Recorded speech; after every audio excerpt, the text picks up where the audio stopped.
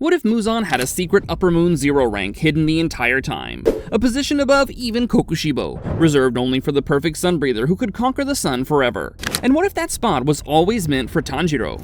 Muzan didn't attack the Kamado family by accident. The Kamados were the last keepers of the Hinokami Kagura.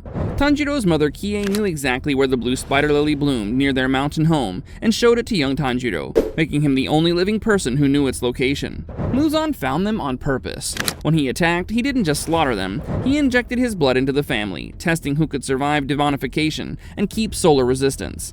Nezuko was the proof of concept, but Tanjiro was always the real target. And here's the thing about Muzan's final move that nobody talks about. When he was burning alive in the sunrise and poured every drop of his blood into Tanjiro's motionless body, those words he said were not panic. He didn't scramble for a backup plan at the last second. He completed a 1,000-year plan in 30 seconds, and the only reason it took that long is because he spent 999 years looking for the right person. The most patient villain in anime history, barely making his own deadline. Now let's come to the plot twist. The Infinity Castle arc just finished, and it was an absolute disaster for the good guys. Rengoku is already dead, Shinobu sacrificed herself against Doma, the surviving Hashira are barely standing, and Tanjiro has been fighting non-stop with a body that should have quit about 3 battles ago.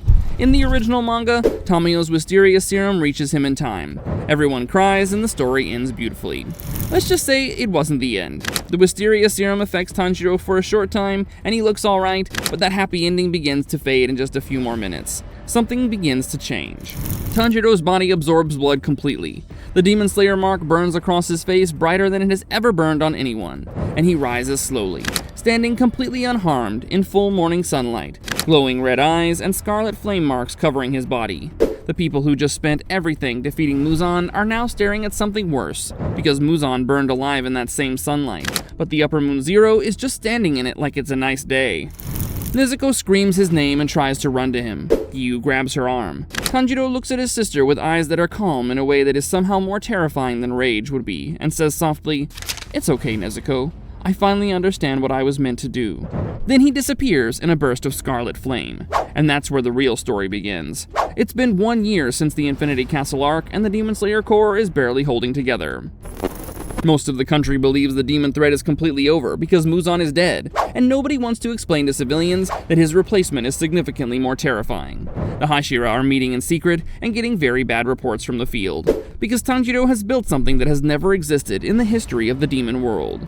He calls it the Sunlit Kingdom, and the name is not ironic. Using his blood demon art, fused with sun breathing, he has erected massive flame barriers across an entire hidden domain. Inside these barriers, the sunlight is filtered so it cannot harm demons. It is not a fortress, it is a functioning city, and lower demons are flocking to it because for the first time in their existence, they can walk outside during the day without immediately catching fire, which honestly seems like a reasonable thing to want.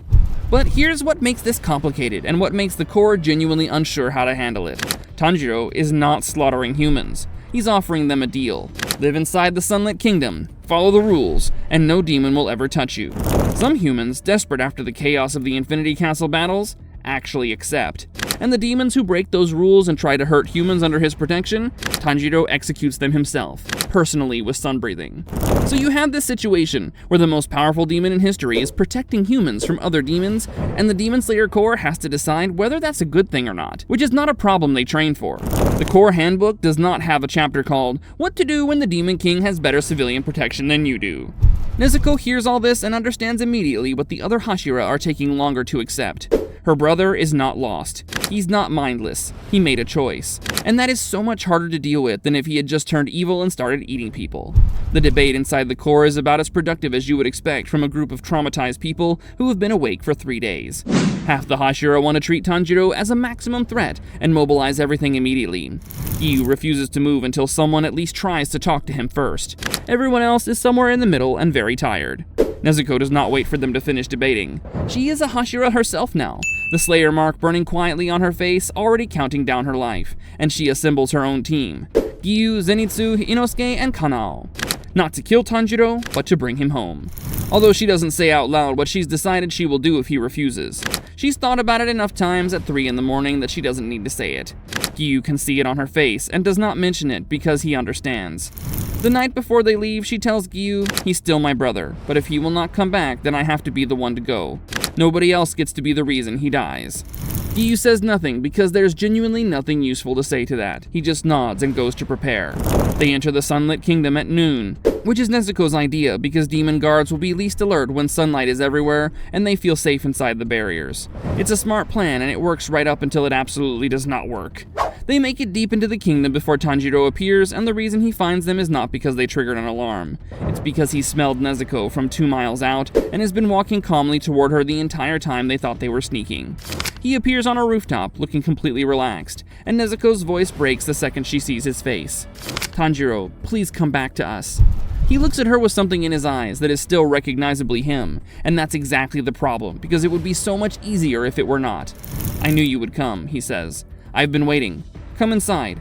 I figured out how to cure the mark, Nezuko. You don't have to die before you're 25. Zenitsu does not give him a chance to finish the sentence. He goes full lightning mode, screaming at maximum volume, crashing toward Tanjiro at absolutely insane speed. He's crying while screaming, which is extremely on brand for Zenitsu. Tanjiro raises one hand, releases a single sun-breathing form wrapped in scarlet flame, and the shockwave sends Zenitsu flying backward through 2 buildings. He's fine. He's screaming the whole way though, which is how you know he's fine. Inosuke charges immediately after because Inosuke has never once in his life wanted to assess a situation, and he's not starting now. Both blades swinging, yelling something that's technically words but mostly just aggression. Tanjiro sidesteps, blocks, redirects, hits him with a contained wave of flame that sends him skidding backward across the street.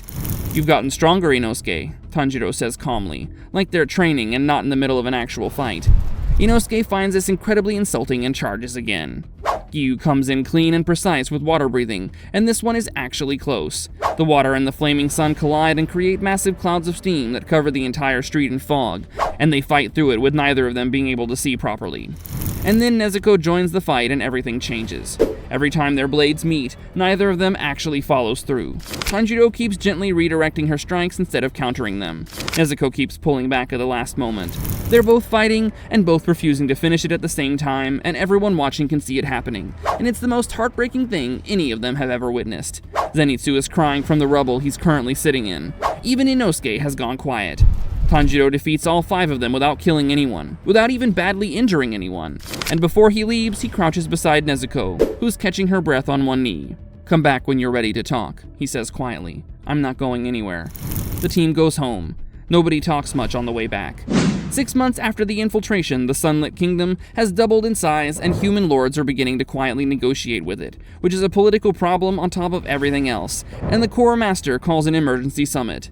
The vote to launch a full assault passes. Nezuko abstains from the vote, not because she disagrees, but because she already has a different plan, and she doesn't want anyone trying to talk her out of it. She's going in alone, not as a soldier, but as his sister.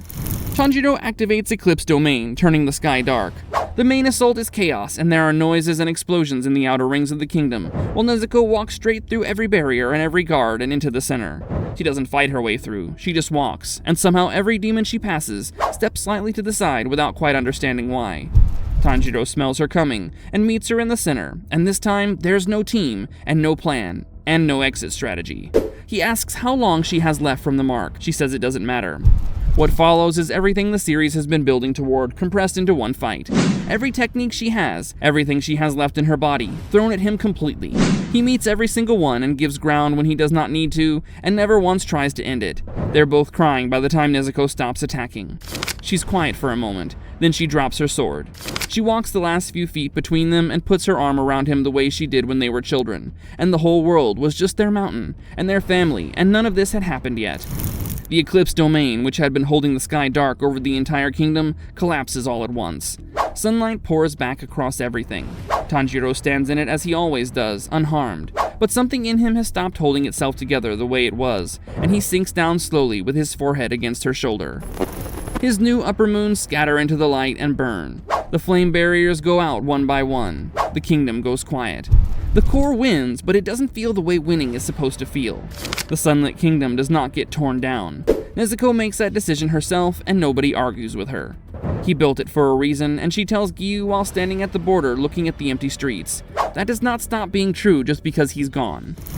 Nezuko survives. The Wisteria Serum slows the mark enough that she makes it past 25. She makes it to 28, which is 3 more years than Rengoku got, and she never stops being grateful for those 3 years, even on the hard days.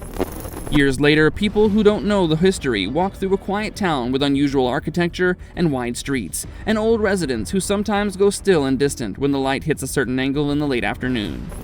The children who grow up there are told a story about a boy who became the most powerful thing that ever existed, and used every bit of it to try to protect people. They're also told how he came home in the end. Both things are true. Here's what hits hardest about this whole theory. Muzan spent 1,000 years trying to build the perfect weapon, and he finally did it in the last 30 seconds of his life. He just forgot that Tanjiro Kamado does not know how to be a weapon. He only knows how to be someone's older brother. Was Upper Moon Zero Tanjiro the greatest villain anime has ever seen, or was he the most tragic hero? Drop that in the comments, and if you want the version where Tanjiro stays evil and actually wins, like the video and let me know.